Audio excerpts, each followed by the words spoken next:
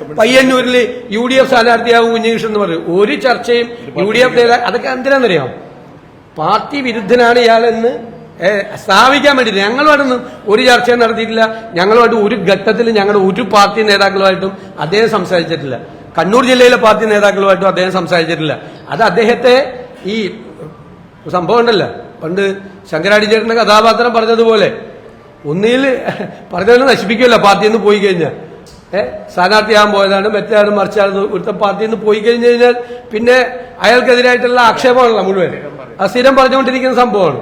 ഞങ്ങൾ ഒരു ചർച്ചയും ഒരു തരത്തിലും ഒന്നും നടത്തിയിട്ടില്ല, ഒരു രീതിയിലും. പക്ഷെ അദ്ദേഹത്തിന്റെ ജീവൻ അപകടത്തിലാണ് എന്ന് CPM-ന്റെ സ്വഭാവം വെച്ച് ഞങ്ങൾക്കറിയാം.